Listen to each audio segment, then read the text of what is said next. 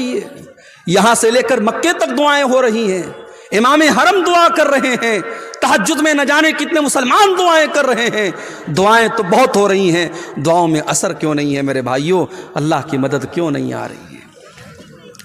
اس سوال کا جواب قرآن میں دیکھو. جو آیت کریمہ میں نے آپ کے سامنے پڑھی ہے سورہ محمد کی آیت ہے, اور اللہ تعالیٰ اس آیت میں اپنے نبی کے صحابہ سے کہہ رہا ہے, یا ایھا الذین آمنوا ان تنصروا اللہ ینصرکم ویثبت اقدامکم. اے ایمان والو, اگر تم اللہ کی مدد کرو گے. اب یہاں ایک چیز اور نوٹ کر لیجیے, ہماری اتنی اوقات نہیں کہ ہم اللہ کی مدد کر سکیں. نہ, اللہ کی مدد کا مطلب کیا ہے بھائی؟ اللہ کیا ہماری مدد کا محتاج ہے؟ نہیں, مدد تو چھوڑ دو. اگر کوئی نمازی, کوئی زکوٰۃ دینے والا, کوئی روزہ رکھنے والا, کوئی حج کرنے والا, کوئی عمرہ کرنے والا اگر یہ سمجھتا ہے کہ اس کی عبادت سے اللہ کو کوئی فائدہ پہنچ رہا ہے, اللہ کا کوئی بھلا ہو رہا ہے, یا اللہ کو کوئی فیض پہنچا رہا ہے, اپنے دماغ سے یہ کیڑا نکال دو. اللہ کے نبی فرماتے ہیں, اللہ تعالیٰ کہتا ہے, یا عبادی, اے میرے بندو, لو ان اولکم وآخرکم وانسکم وجنکم کانوا علی اتقی قلب رجل واحد منکم.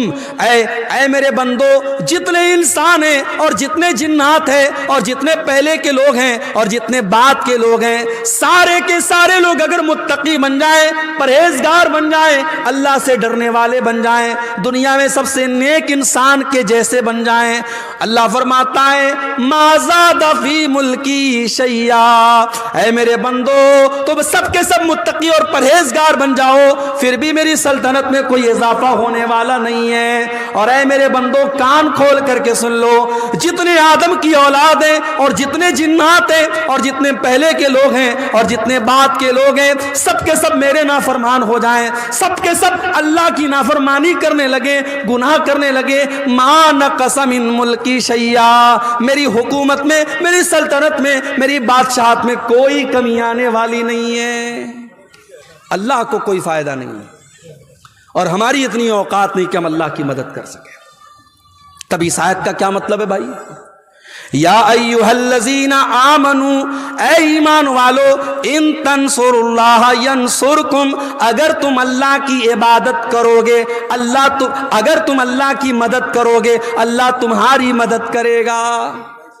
یہاں اللہ کی مدد سے مراد کیا ہے؟ اللہ کے دین کی مدد, اللہ کے دین کی مدد. اگر تم اللہ کے دین کی مدد کرو گے, اگر تم اسلام کی مدد کرو گے, اگر تم اسلام کی حفاظت کرو گے, اگر تم اللہ کے دین کا تعاون کرو گے, اگر اپنے طاقت کے ذریعے, اپنے مال کے ذریعے, اپنے علم کے ذریعے, اپنے جسم کے ذریعے تم اللہ کے دین کی مدد کرو گے, اللہ تمہاری مدد کرے گا. اب ذرا مجھے ایک سوال کا جواب دینا. ڈھول بجا اس گاؤں کا نام ہے. میرے بھائیوں, ذرا اپنے دلوں پر ہاتھ رکھ کے بتانا, صبح آنکھ کھلتی ہے تب سے لے کر رات میں بستر پہ جانے کے ٹائم تک ذرا غور کرنا, ہر شخص غور کرے, ہم اللہ کے دین کی کتنی مدد کرتے ہیں. ہماری ذات کے ذریعے اللہ کے دین کو کیا ملا؟ اپنے لیے تو بہت کچھ ہم نے کر لیا, بچوں کے لیے بہت کچھ کر لیا, بیوی کے لیے بہت کچھ کر لیا, گھر والوں کے لیے بہت کچھ کر لیا. ہمارے 24 گھنٹوں میں ہم نے اللہ کے دین کے لیے کیا کیا؟ کتنے منٹ ہم نے خرچ کیے, کتنا پیسہ ہم نے خرچ کیا, کتنی انرجی ہم نے خرچ کی. میرے بھائیوں, اللہ کی مدد ایسے نہیں آئے گی. ان تنصروا اللہ ینصرکم, جب تم اللہ کی مدد کرو گے اللہ تمہاری مدد کرے گا, اور اللہ تمہاری مدد ہی نہیں کرے گا, وَيُثَبِّتْ أَقْدَامَكُمْ, بڑے سے بڑی سپر پاور تمہارے سامنے آ جائے, بڑے سے بڑے ہتھیار تمہارے سامنے آ جائیں, تمہارے پیر کے اندر کبھی لغزش نہیں آئے گی, اللہ تمہارے قدم کو جمع کر کے رکھ دے گا. اور یہی فرق ہے میرے بھائیوں ہمارے بیچ میں اور نبی کے صحابہ کے بیچ میں. نبی کے صحابہ اللہ کے دین کی مدد کے لیے ہر وقت تیار رہتے تھے. ذرا جنگ احد کا منظر دیکھو میرے بھائیوں, جنگ احد میں چند مسلمانوں کی غلطی سے جیتی ہوئی جنگ ہار گئے مسلمان اور سارا پانسا پلٹ گیا. اللہ کے پیارے نبی زخمی ہو گئے. اصل میں بار بار یہ جو ہے نا مائک اس کی وجہ سے دباؤ کی وجہ سے جھک جا رہا ہے. اس کا کیا علاج ہے؟ یا تو اس کو بار بار پکڑے رہیں. جنگ کا پاسا پلٹ گیا اور جیتی ہوئی جنگ مسلمان ہار گئے.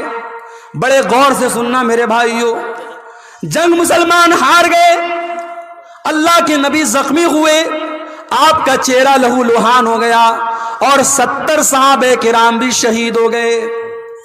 یہ سب کچھ کب ہوا؟ جنگ احد کے اندر، غزوہ احد کے اندر.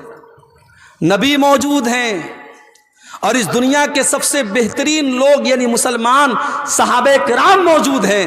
اس کے باوجود صحابہ کرام کے رہتے ہوئے اور نبی کے رہتے ہوئے یہ جنگ مسلمان ہار گئے. آج ہمیں اور آپ کو کیا لگتا ہے؟ ارے بھائی ایسا کیسے ہو سکتا ہے؟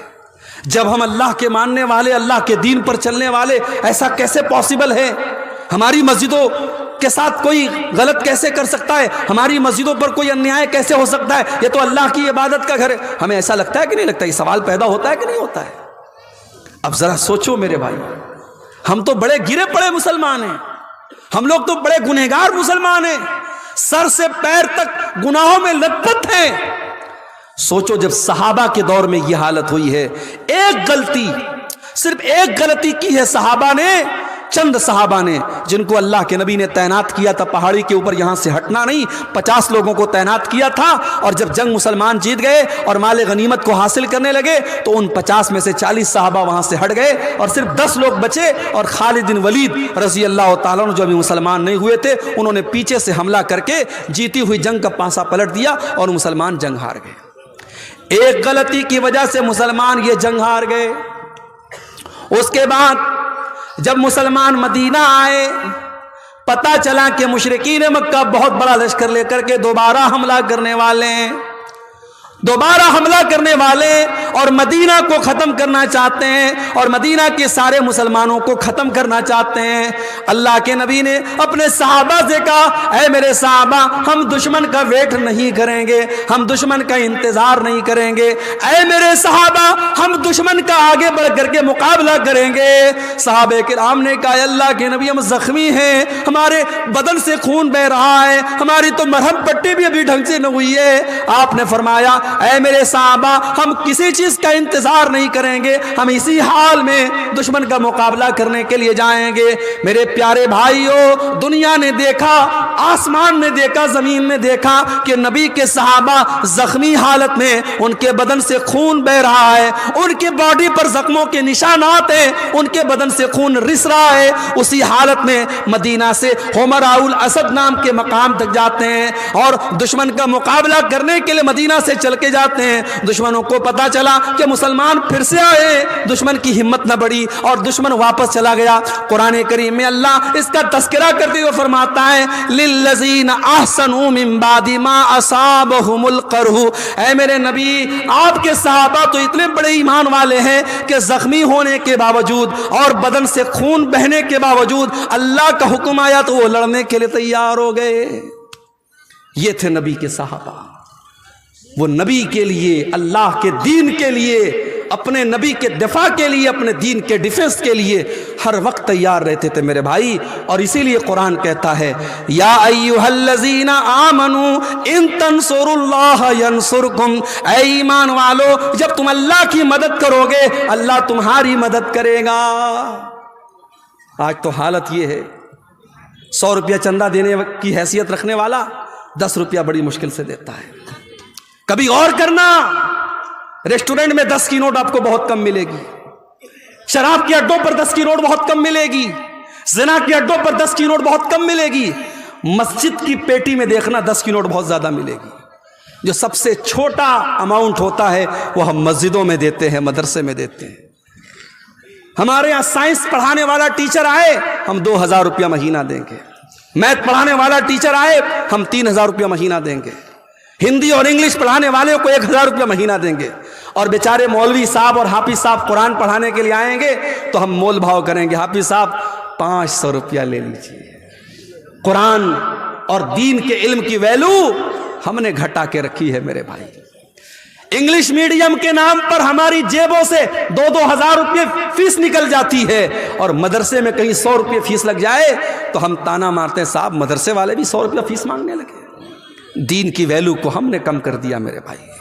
دین کی اہمیت ہماری نظروں میں ہم نے حقیر کر دیا, اور آج حالات یہ ہیں دین کو ساری دنیا میں تماشا بنا کے رکھ دیا گیا.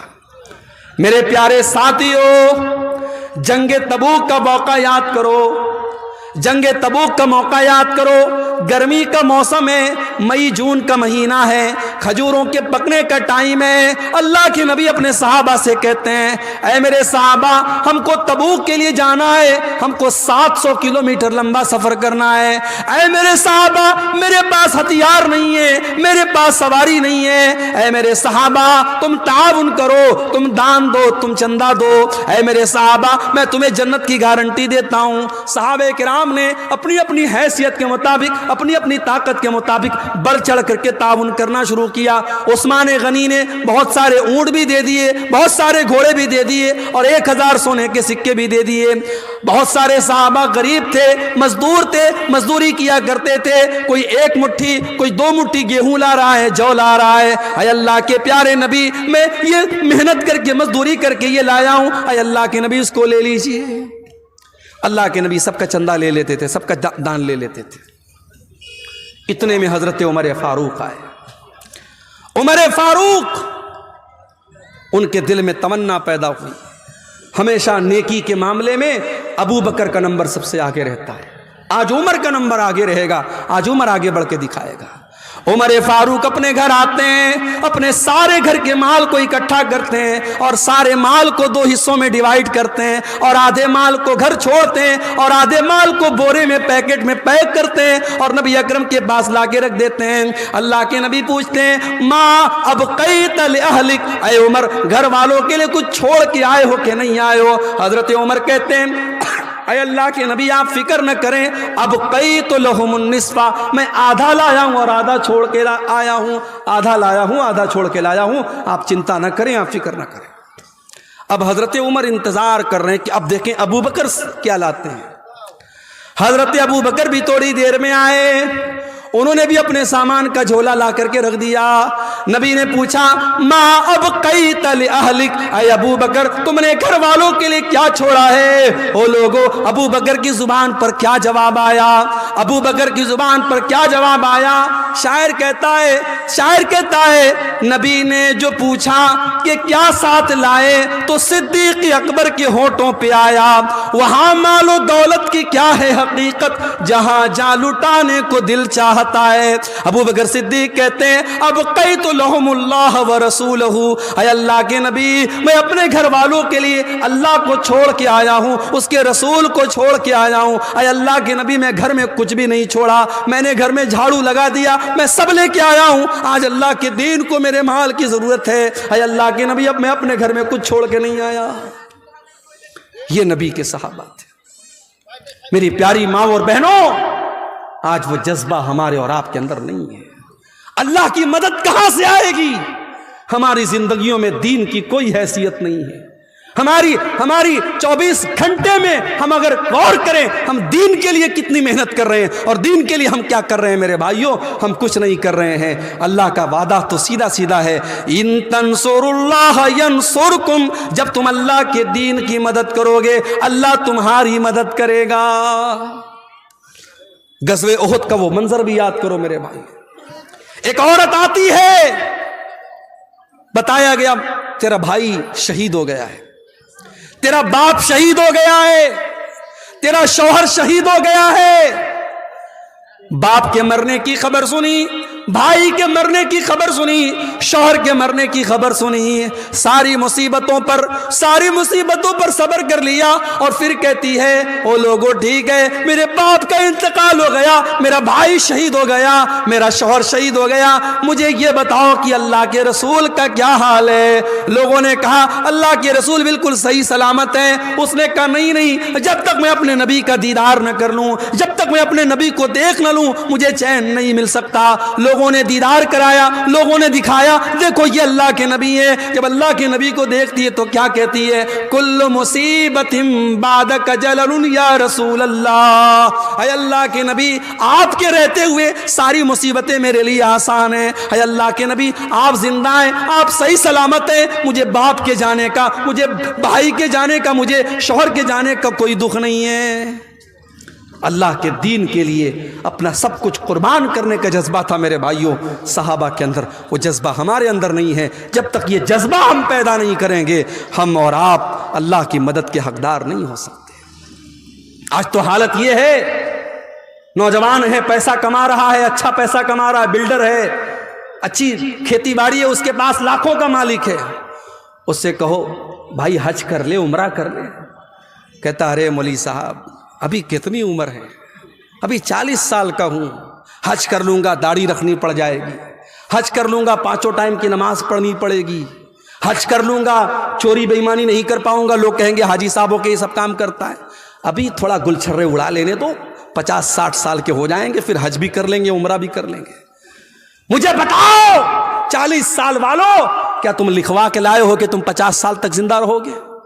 کیا اس بات کی گارنٹی ہے کہ تمہیں آئندہ کوئی بڑی بیماری نہیں ہوگی؟ اتنی چھوٹی سی عمر میں نے اپنی آنکھوں سے دیکھا ہے میرے بھائیوں, اپنی آنکھوں سے دیکھا ہے کتنے نوجوانوں کو اپنی آنکھوں سے دیکھا ہے.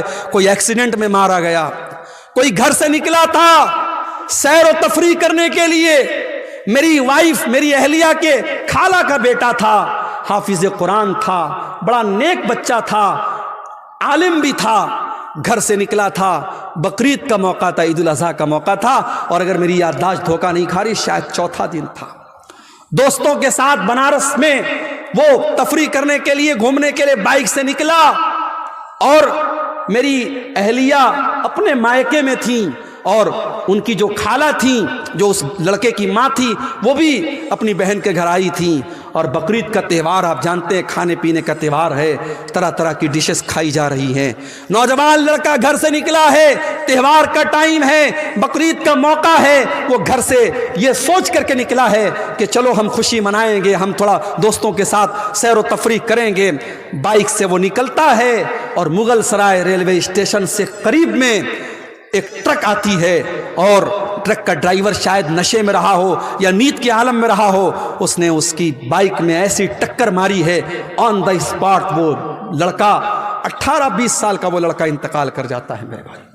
اور اتنی بری طریقے سے ایکسیڈنٹ ہوتا ہے, اس کے سر کا اور اس کے دھڑ کا جو حال ہوتا ہے وہ بیان کے باہر ہے میرے بھائی. اور تہوار کا موقع ہے, جب لاش گھر میں آتی ہے اور ماں باپ اس کی لاش کو دیکھتے ہیں میرے بھائی, ماں باپ کی آنکھوں سے آنسو نہیں تھمتے. خوشی کا تہوار اور خوشی کا موقع غم میں تبدیل ہو جاتا ہے میرے بھائیوں.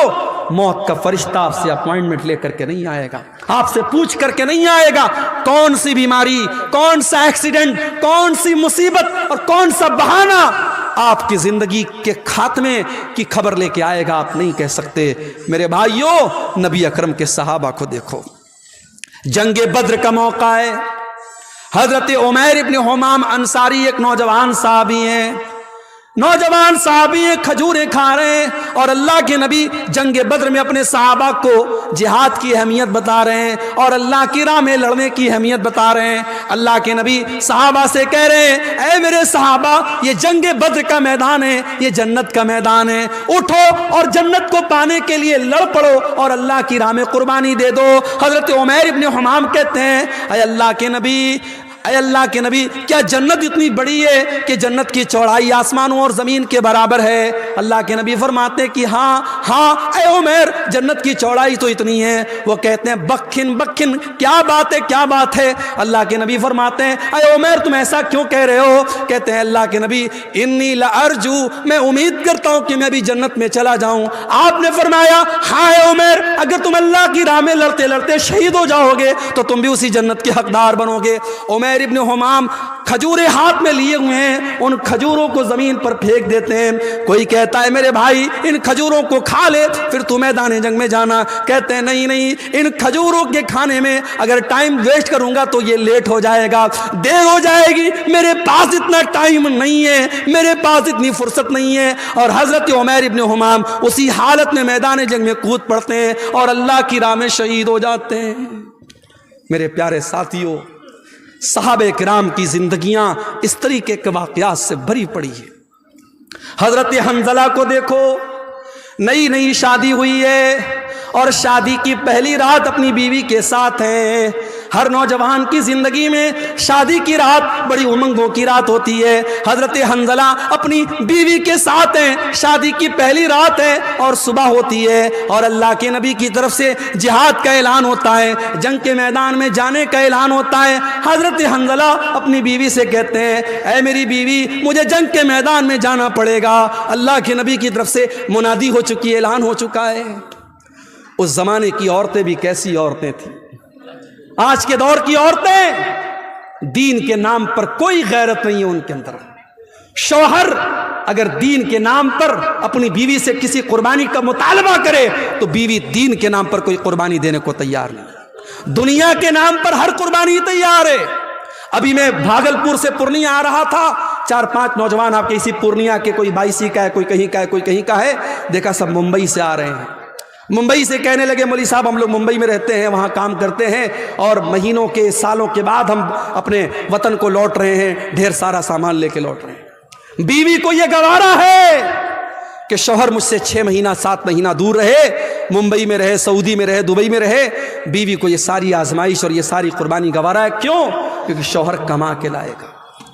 अल्लाह के दीन के लिए अगर वही शौहर दाढ़ी रख ले तो बीवी कहती है, अरे पहले इतने हैंडसम लगते तो तुम दाढ़ी क्यों रख ली, तुमने बेकार लगने लगे। शौहर दीन के लिए अगर अल्लाह की राह में कुछ सदका खैरात कर दे और बीवी का कोई जेवर देने की बात कर दे तो बीवी को तैश आ जाता है। ये आज के दौर की औरतें हैं। मेरे प्यारे साथियों, हजरत हंजला शादी की पहली रात अपनी बीवी से कहते हैं, मुझे अल्लाह की राह में जाना है, नबी की तरफ से जिहाद का ऐलान हुआ है।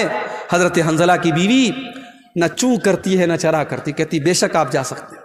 हालांकि उसे पता है हो सकता है मेरा शौहर जिंदा ना आए, हो सकता है मेरे शौहर की लाश आए, हो सकता है मेरे शौहर की शहादत हो जाए, मौत हो जाए, लेकिन वो खुले दिल से इजाजत देती है।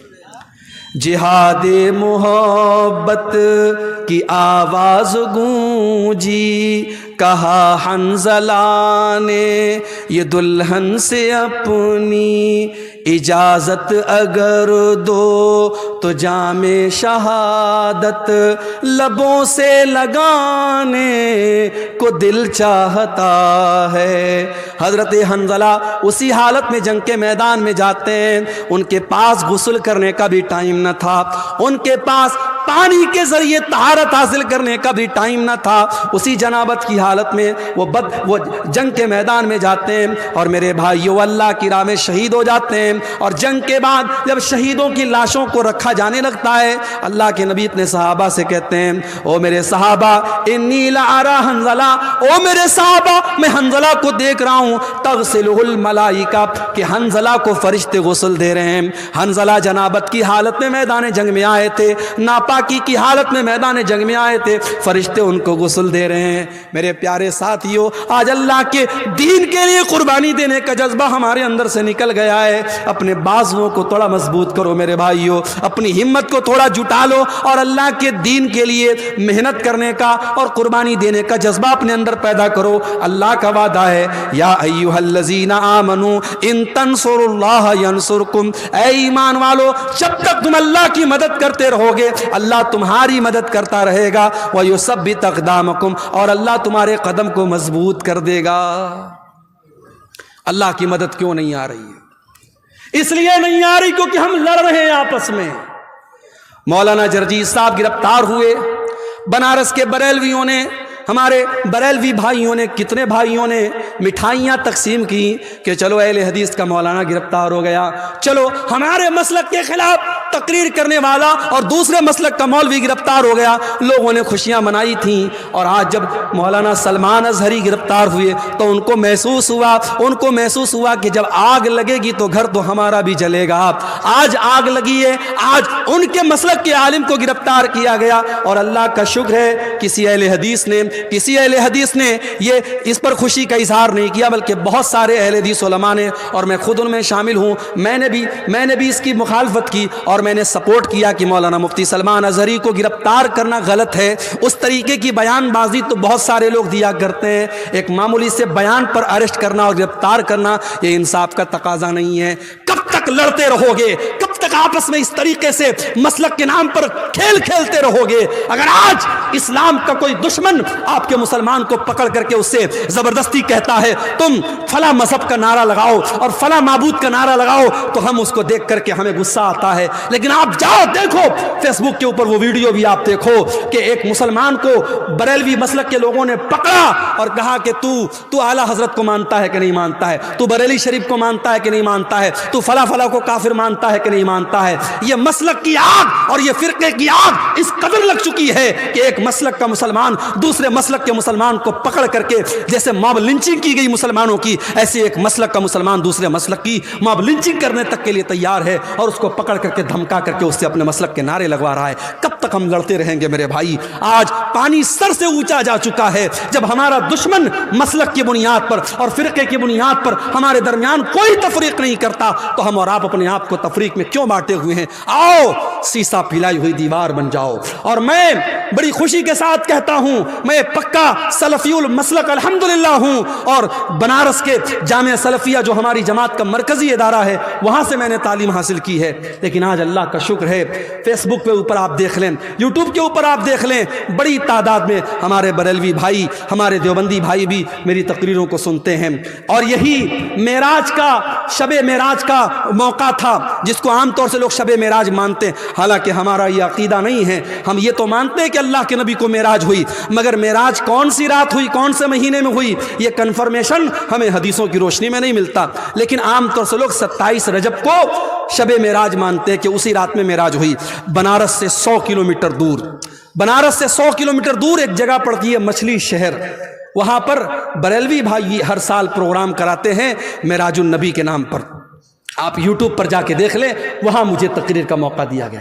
بریلویوں کا مجمع ہے، ان کے نعرے لگ رہے ہیں، ان کے علماء بیٹھے ہیں، وہاں پر الحمدللہ میں نے تقریر کی اور قرآن و حدیث کی روشنی میں کی، اور جو صحیح بات ہے، جو کتاب و سنت کی بات ہے وہ میں نے بیان کی۔ میرے بھائیوں، ہم چاہتے ہیں کہ ایسا ماحول بنے، ایک دوسرے کا احترام ہم کرنا سیکھیں، ایک دوسرے کے علماء کا احترام کرنا ہم سیکھیں، ہمارے جو اختلافات ہیں ہمیں